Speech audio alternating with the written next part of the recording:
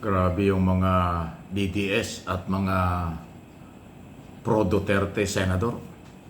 Hindi pa nga nag-uumpisa sa Committee on Justice ang pangalawang impeachment laban kay Sara Duterte, Vice President. Nagpapanik na sila. Gusto nang mang-agaw ng kapangyarihan sa Senado para makontrol ang Senado.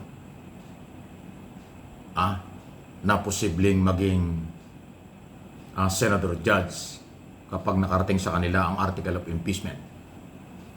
Ang laki ng takot nila dun sa sinabi ni Senator Tito Soto, Senate President, na sa kanyang liderato, oras na dumating sa Senado ang article of impeachment, kahit kaninong article of impeachment yan, forthwith, kaagad-agad, a-action. Ayan, hindi po abogado si Soto pero may paninindigan at alam niya yung sinasabi ng saligang batas. Yan ang dapat ginagawa ng isang Senate President. Hindi katulad ng abogadong si Chis Escudero. Yung ibig sabihin ng forthwith sa kanya kaagad-agad, inilayo. Siya lang iba ang interpretation sa forthwith na sinasabi ng saligang batas. Kaya ayan, kasabit-sabit tuloy ngayon, makakasuhan pa kung ano-ano. Si Soto, yan ang pinanindigan. At yan ang nakikita kong dahilan sa aking observation at opinion. Kaya itong minority group ng Senado ay nagkukumahog matanggal si Soto. Para pag dumating ang article of impeachment, alam na natin kung ano kailang gagawin. Pero dahil nga po sa hindi nila nakuha as of now ang tamang numero para matanggal si Soto, ang kanilang niligawan, ang kanilang kinukumbinsi, lumabas na yung mga pangalan. Ewan ko kung totoo, pero parang totoo.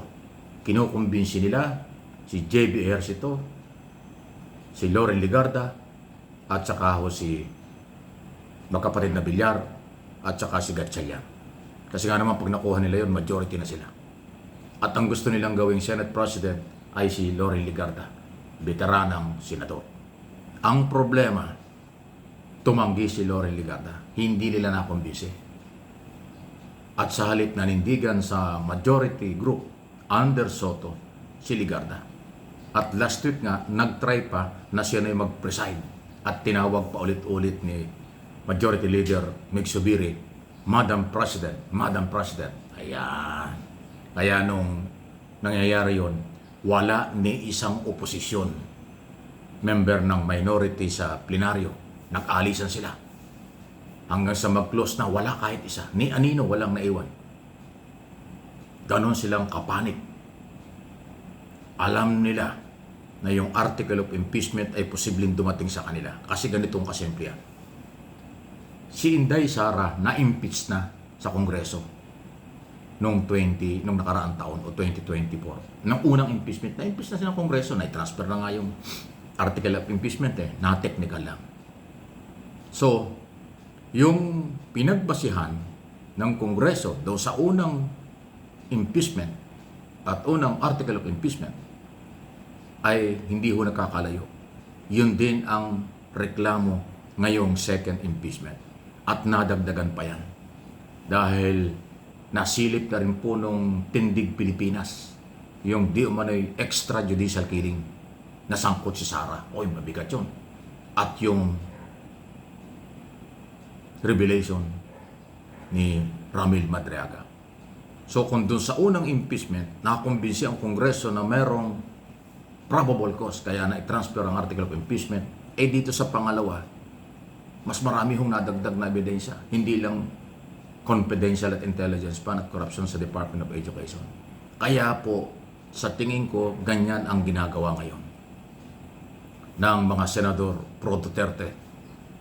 Ang minority leader dyan ay si Alan Peter Cayetano. Pati yung kanyang kapatid na si Pia Cayetano, hindi natin pwedeng panghawakan din yan ang prinsipyo. Mukhang wala Naging senador dahil sa alyansa para sa pagbabago ni Pangulong Marcos. Sumama kay Soto. Pero nung magpirmahan na tungkol dun sa pagkundina sa ginagawa ng China tungkol sa West Philippine Sea issue, hindi sumama. Doon sumama sa minority. Wow! Kaya yung Pia Cayetano, wala talaga yun. Parang bit-bit-bit lang siya ni Alan. Kung saan si Alan, doon siya. Magkapatid talaga. Anyway, so, Yan po ang aking nakikita. Personal kong opinion ito. Entitled ako sa aking paniniwala at opinion.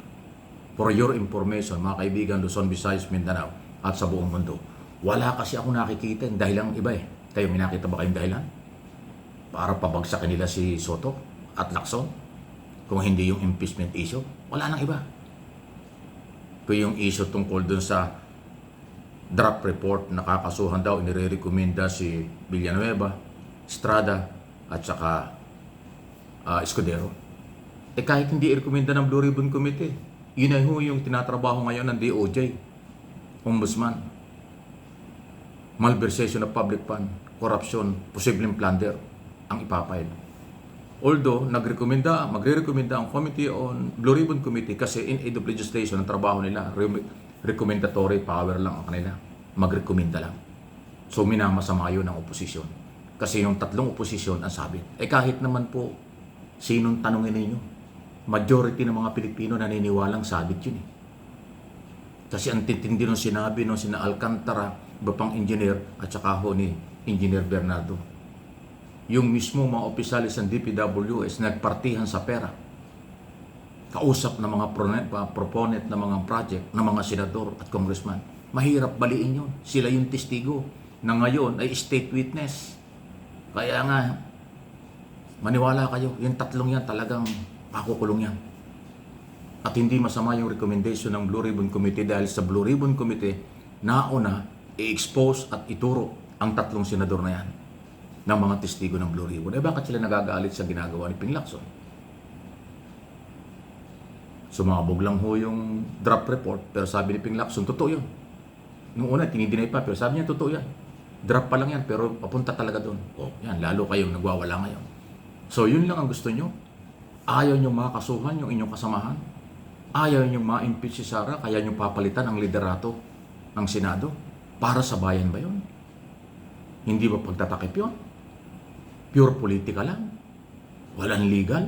Ganun ba? Nagtatanong lang po. So kayong mga mamayang Pilipino, kayo pong aking mga followers, subscribers at viewers, ito po ay balitang pinapanindigan ko.